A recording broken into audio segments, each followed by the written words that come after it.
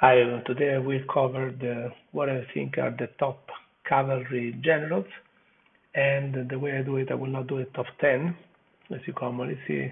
I will rather focus by tier, selecting a few, and even for bronze and silver, I will select a couple because at every stage of the game and any level of pockets, you can find some good ones.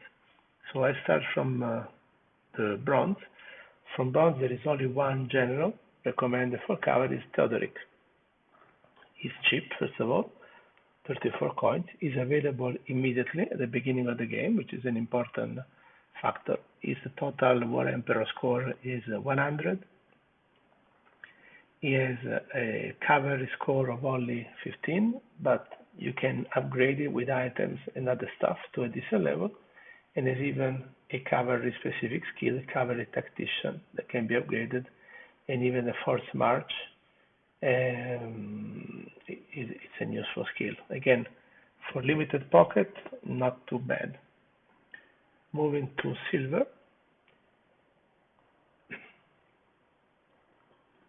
The best option, in my opinion, is Zengi.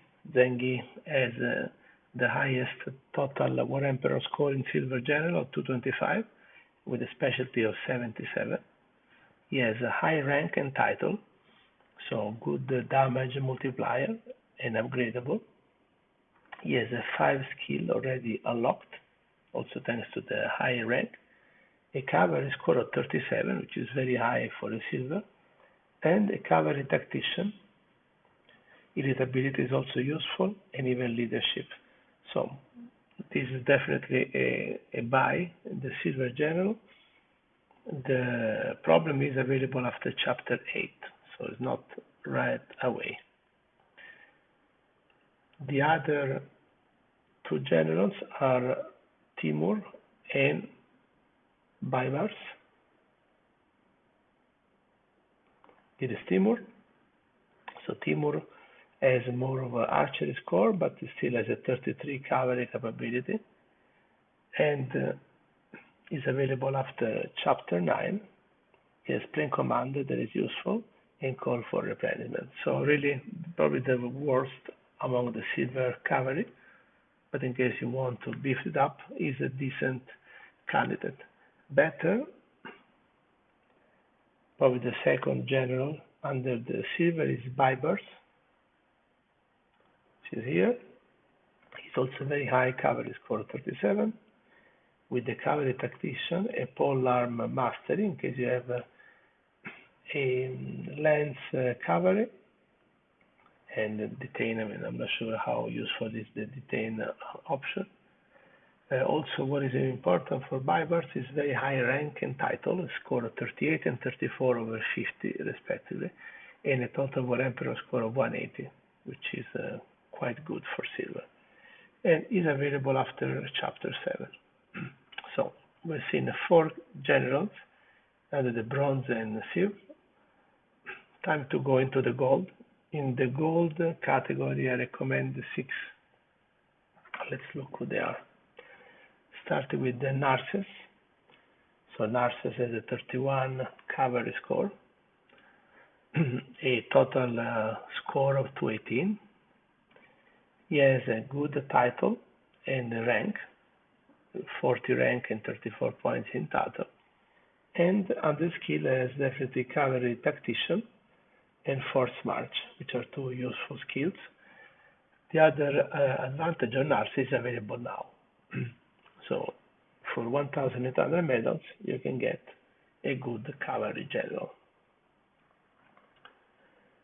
Second is Roland.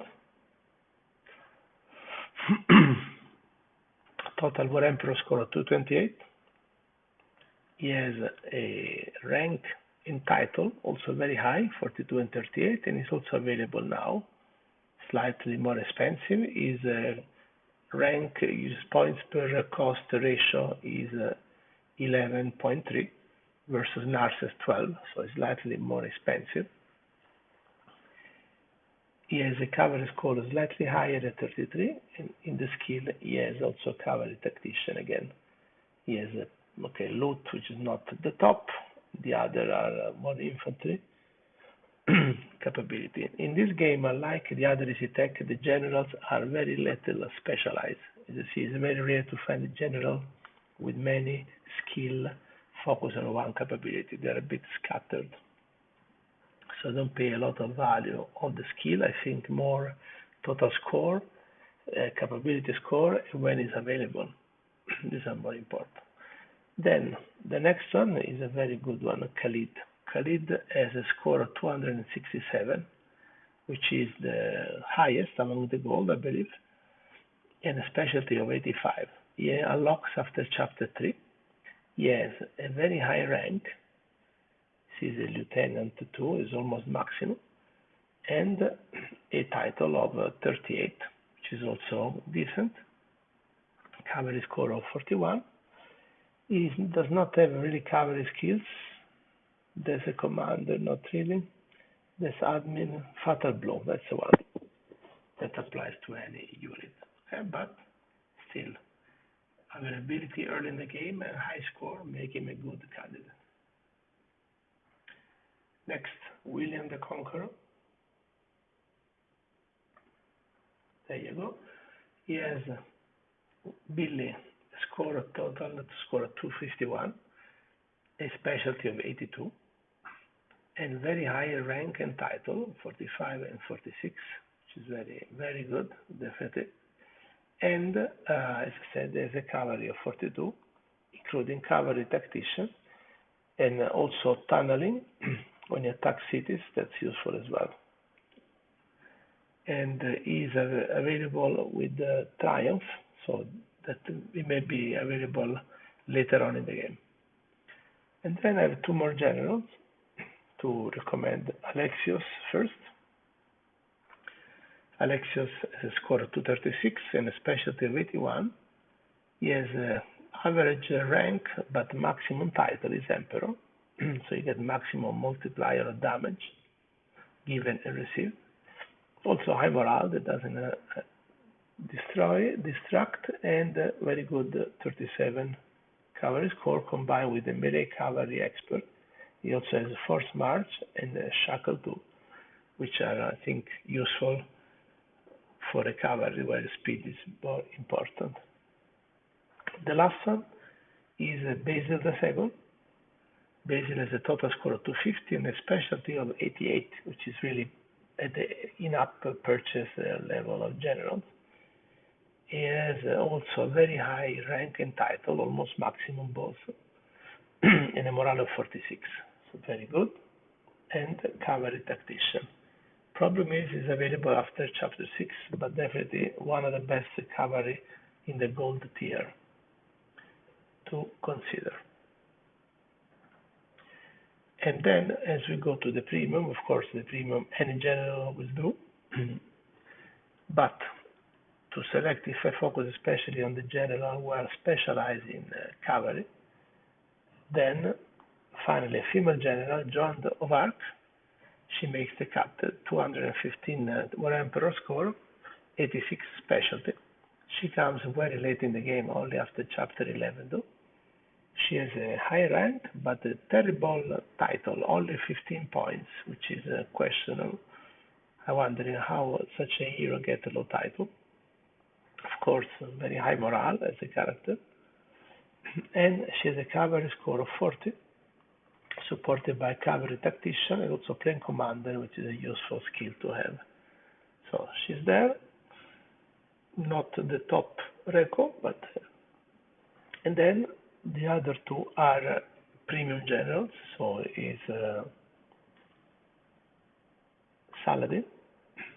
He has again maximum title and rank, 42 capability, total score of 257 and specialty of 86. Actually, the title is not so high. He has only Duke, which is again a surprise for a premium general, but it's good at anything else. In terms of skills, he has cavalry tactician and planes commander, which is useful. Fortification, that's more an admin skill.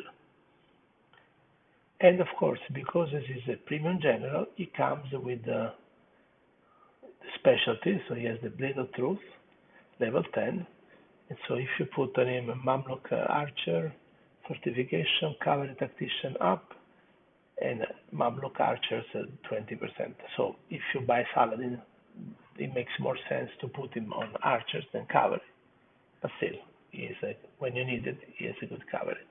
And the number one, by far, cavalry general, who I bought, I couldn't resist. I know you don't like premium generals, but that's the only exception I do, is Richard I. He's an animal. First of all, he has the highest cavalry capability. That said, 10, cavalry tactician and pole armory master, but also siege master when you attack cities, and the leadership recovers morale. And interception is not too unuseful.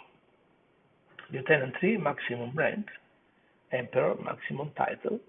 What else do you want? And then, of course, I can show you how I have upgraded it. So you see now mine has a 70 capability because I have put the Nisian horse, which gives a plus 20, plus it boosts the cavalry tactician level plus 1. I have the Imperial laminar armor, which gives a 10% additional damage and improved interception, which is also a skill I have. And then he has the immortality level 10. So when you put a Knights Templar, he has a damage of plus 20%. And of course, I put him in Knights Templar. So when I play the hero path, he's a really invincible general. Okay, so these are my 2 cents on a cavalry general. I hope you find this video useful. I apologize if the audio is not always impeccable. I'm playing with an iPad, not a computer. So it's wireless earphones, and sometimes when I play or I touch the microphone, you can see some disruption. Still, if you like this video, give me a like. And if you haven't subscribed, subscribe because I post daily lots of videos. Take care.